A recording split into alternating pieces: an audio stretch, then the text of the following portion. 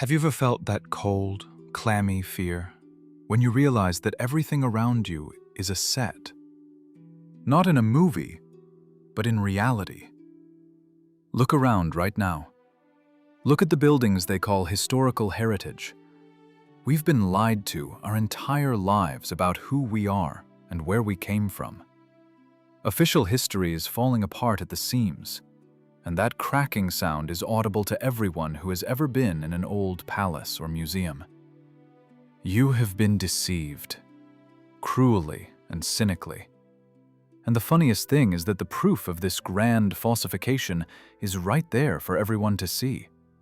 It is so obvious that our brain simply refuses to perceive it, protecting itself from cognitive dissonance. We're talking about beds.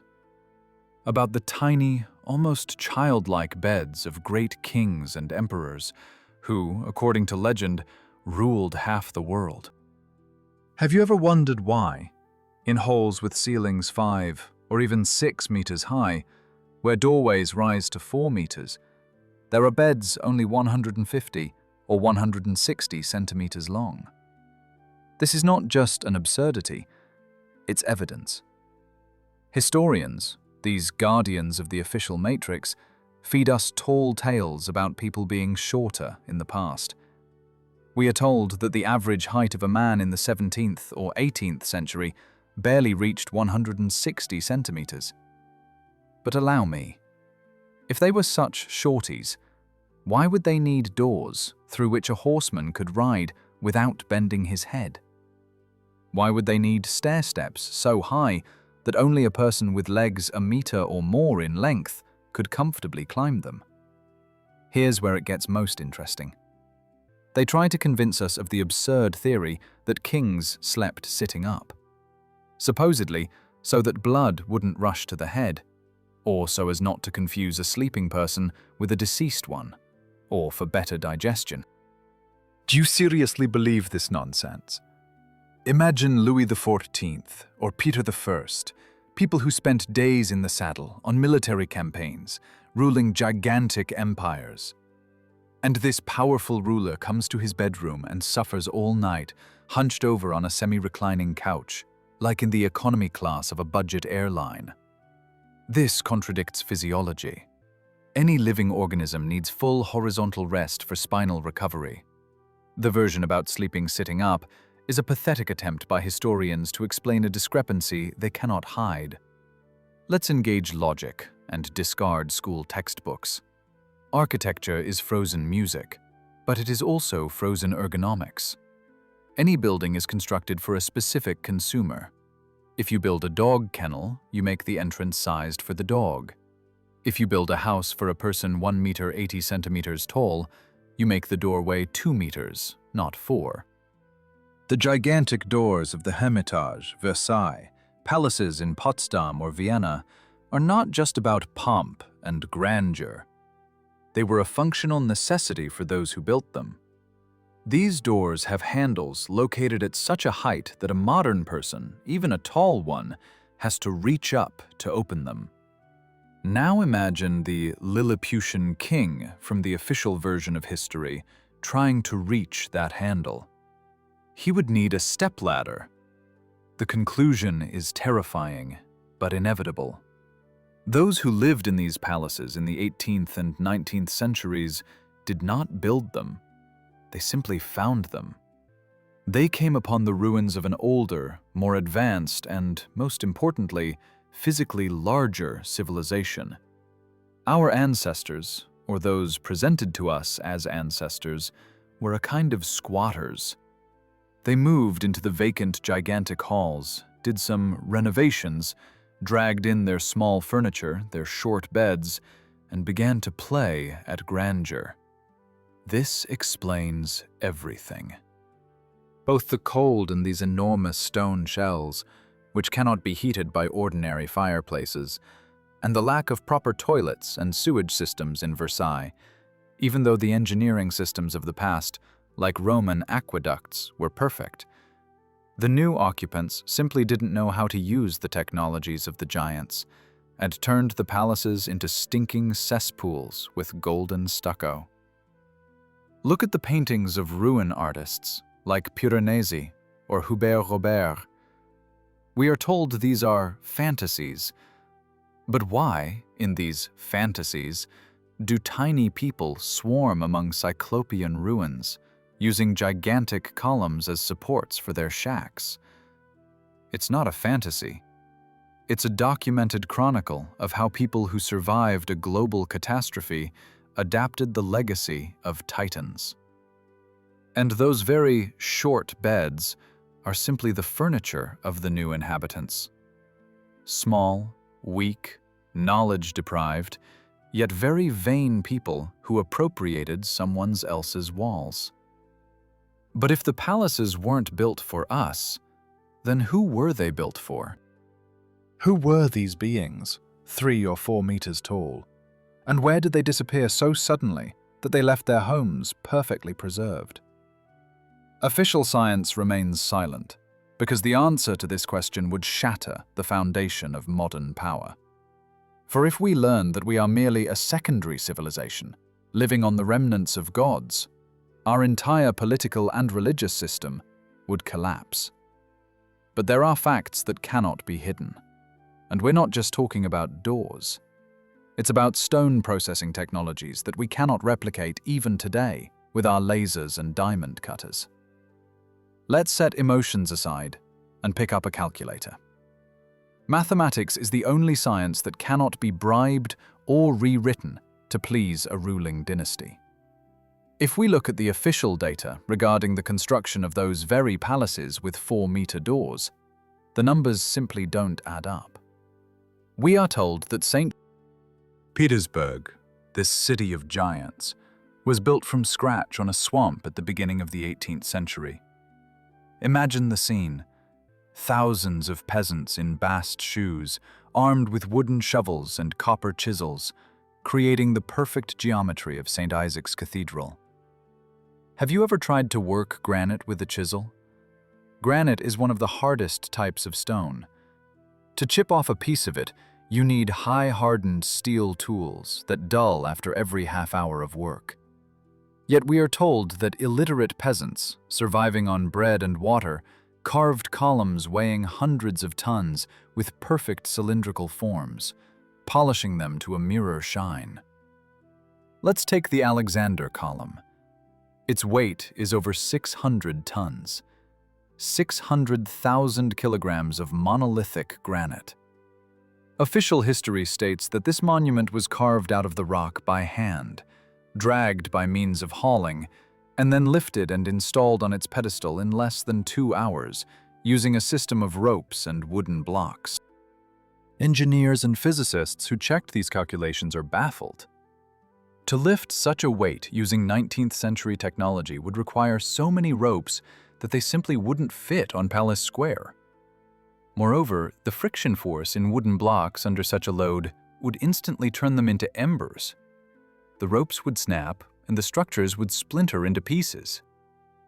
But the column stands, and it stands perfectly straight, unsecured by anything, held solely by its own gravity and the perfect fit of its surfaces. This is a level of precision available today only to computer numerical control, CNC, machines, and certainly not to a crowd of serfs. This leads us to a shocking conclusion. Palaces and cathedrals were not built using the methods described in textbooks. We see traces of machine processing on the granite embankments, on the plinths of buildings, on the columns. Traces of circular saws, milling cutters, and drills of enormous diameter are visible. Look closely at the steps of the Hermitage or the Atlantes. There are no traces of manual chipping. They have perfectly even edges that can only be achieved with high-speed machine cutting. Who in the 18th century possessed industrial stone processing technologies superior to modern ones? Peasants? Of course not. These structures were erected by a civilization that possessed powerful energy and heavy industry. The civilization of those very giants, for whose height the 4-meter passages were designed. Now let's look at demographics. This is another bomb laid under the foundation of official history. We are told about grandiose construction across Europe and Russia in the 17th and 19th centuries. Hundreds of star forts are built, thousands of white stone temples and palaces are erected. But if we open the population statistics of that time, we will see emptiness. Europe and Russia were constantly at war. Epidemics of plague and cholera raged. Famine wiped out entire villages. Where did millions of skilled stonemasons, architects, engineers, and logisticians come from? Who fed them? Who produced millions of tons of steel and tools for them? The economy of that time was agrarian. It physically could not sustain such projects. This is like claiming today that a tribe from the Amazon jungle built a spaceport and launched a rocket to Mars using only sticks and lianas. We are forced to believe in a miracle because the truth is too terrifying. The truth is, all these cities were already standing. They were empty and abandoned. New people, survivors of some global cataclysm, came upon what was already there. They did not build St. Isaac's Cathedral. They restored it. They excavated the first floors of buildings, buried under clay and soil, which today we call basements. Have you noticed that in most old buildings in city centers, the ground floor windows go underground? They tell us, cultural layer. Supposedly, people didn't clear the dirt from the streets for centuries, and it accumulated 3 meters high. Are you serious? In cities where, according to legend, the highest culture reigned, people defecated outside their windows for centuries until the first floor became a basement? That's nonsense. These are traces of a flood, traces of a mud flow that covered the cities, destroying that very highly developed civilization of giants. And that is why the beds are short. The new masters of life, who settled in these majestic ruins, were of normal height, just like you and me. They felt uncomfortable in the enormous halls. They put up partitions, lowered ceilings, inserted small doors into gigantic arches. They brought their own furniture, crudely made from planks, because the technologies for creating eternal things had been lost.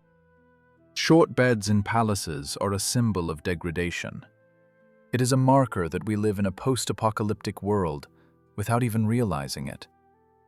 We walk upon the ruins of a great era, considering them our achievements, but in reality, we are just tenants who don't even know who built this house.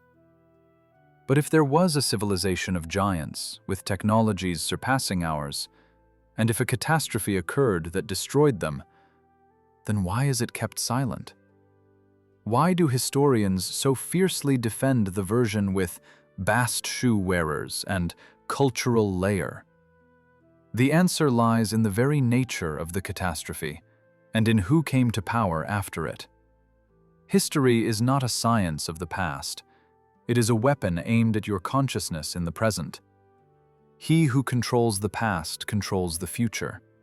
And to retain power over vast territories and appropriated riches, the new masters of the world had to commit the most grandiose crime: to erase the memory of all humanity. Have you ever wondered why official chronology is so convoluted and contradictory? Why did the Dark Ages stretch for centuries without any progress, and then suddenly, an explosion? The Renaissance, the Industrial Revolution, skyscrapers. The answer is simple. There were no Dark Ages. There was an artificially inserted pause.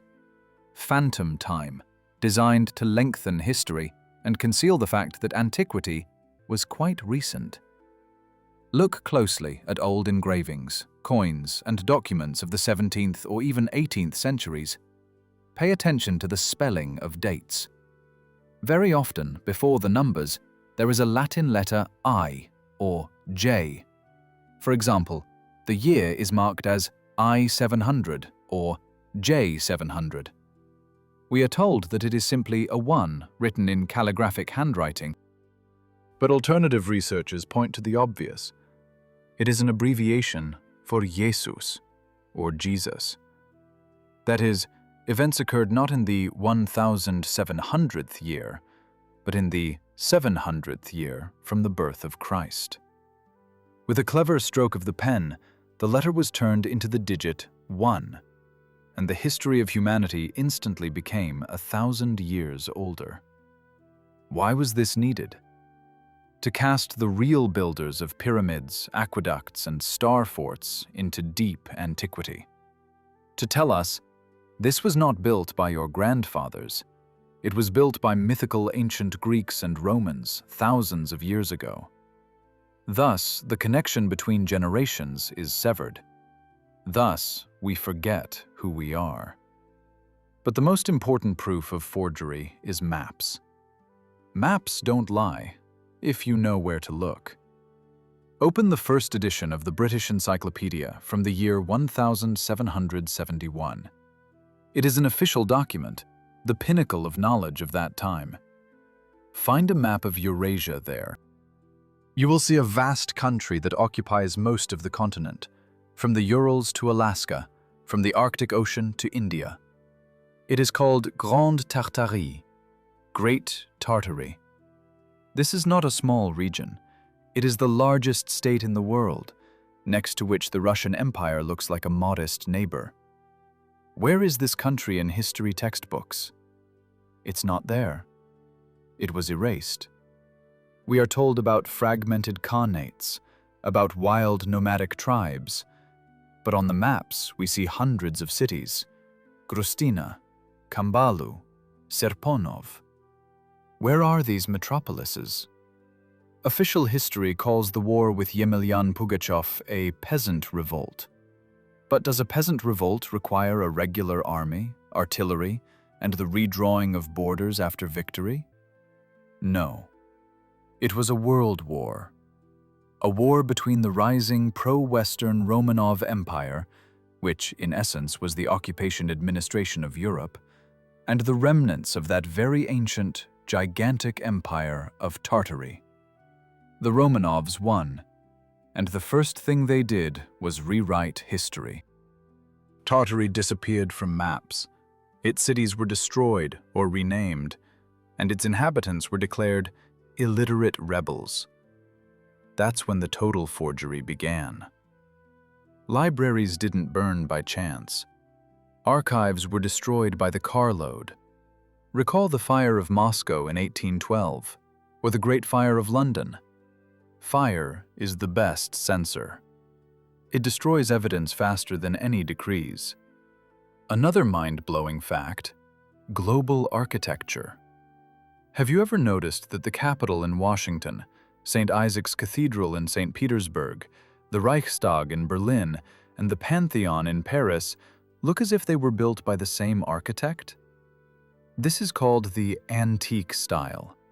We are told it's imitation, but that's a lie. It's impossible to imitate with such precision and technological perfection across different continents without a single control center, the internet, and blueprints.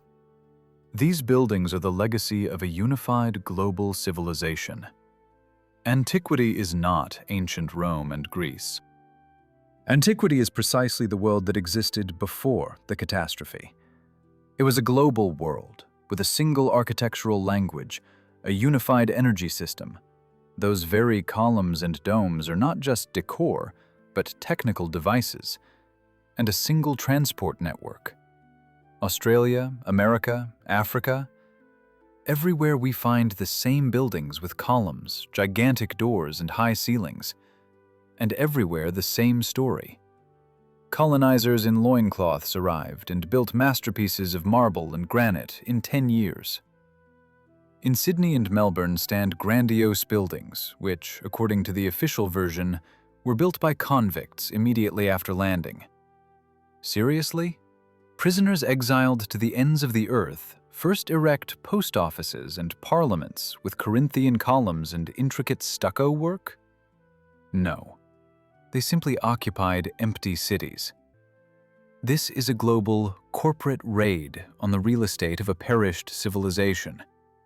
We live in a world that does not belong to us. The authorities know the truth. They know that their legitimacy hangs by a thread. If people learn that all modern states are essentially looters on the ruins of Tartary, the question will arise: who gave you the right to rule us? Therefore, they maintain the myth of gradual development from monkey to iPhone. But the truth is breaking through. The ground beneath our feet is literally riddled with bones and artifacts that do not fit into Darwin's theory and Scaliger's chronology. But the most terrifying thing is not in the past. The most terrifying thing is that the catastrophe that destroyed the giants and Tartary was not accidental. It was a planned cleansing. And apparently, this process is cyclical. Let's talk about how the population changed, where people who didn't remember their kinship came from, and why the clay that covered the cities has such a strange composition.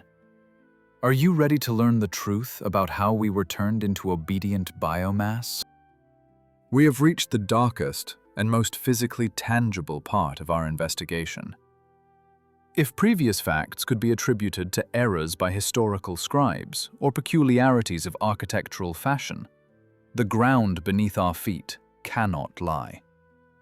In the literal sense of the word, go outside, grab a shovel, and dig in any historical center of any city in the world, be it Moscow, Kazan, Prague, or Rome. What will you see? You will see meters of homogeneous clay or loamy soil, devoid of humus, traces of human activity, or garbage. It is clean, sterile soil that covered the first floors of buildings like a dense shroud. We are told that this is a cultural layer. But any archaeologist knows that a cultural layer grows at a rate of 1 centimeter per 100 years and consists of ash, bones, pottery shards, and organic matter. Here, however, we see 3, 4, and sometimes 10 meters of clean clay, burying windows and doors. This phenomenon is called mud flood by alternative researchers. It's not just a flood. It is the consequence of the use of geodynamic or atmospheric weapons of incredible power. Imagine a shockwave that turns soil into liquid, lifts millions of tons of earth into the air, and then unleashes this mud avalanche upon cities. Buildings withstood it due to their cyclopean strength, but they were buried alive. That is why the entrances to the Hermitage or the Polytechnic Museum are below ground level. These are not basements. These are the former grand entrances for those very giants.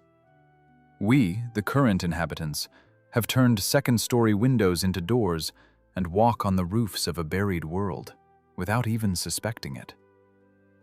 There is another witness who remains silent, but its silence is deafening. It is the forest. Have you ever walked through old Russian or European forests? Look closely. You won't find trees older than 150 or 200 years there. Official botany claims that oaks or pines can live for hundreds of years. But why then do our forests look like young growth? Where are the centuries-old giants, 3 arm spans wide, that should remember the times of Ivan the Terrible? They are gone. Photographs of Siberia from the late 19th century show a bare steppe. There were no forests. They burned down. The entire planet burned in the flames of that very catastrophe that destroyed Tartary. We only see young forest that began to grow when the atmosphere cleared of soot and ash. And here we come to the climate. Palaces with 4-meter windows and gigantic doors were designed for a different world. For a world where there were no harsh winters. In the original blueprints of many old buildings, there are no stoves or chimneys.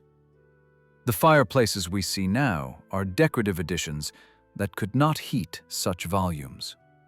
And famous stoves, like those of Amasov, appeared much later, when the new occupants were freezing in the captured stone shells. Previously, the climate was subtropical from the equator to the Arctic Circle. This is evidenced by palm trees in old engravings of St. Petersburg and the lack of warm clothing on antique statues. The catastrophe shifted the poles, changed the atmosphere, and brought cold. Great Tartary froze. Mammoths, peacefully grazing on the green meadows of Siberia, instantly turned into ice statues with undigested grass in their stomachs. This was instantaneous freezing, possible only with atmospheric depressurization or the collapse of an ice dome. And now, for the most terrifying part. Who populated this empty, cold, and clay-covered world? We did. But we are not the direct descendants of those titans. We are a different biological branch. Look at human physiology. Our backs ache from bipedalism. We burn in the sun without clothes. We cannot eat raw meat. Our teeth do not fit in our jaws.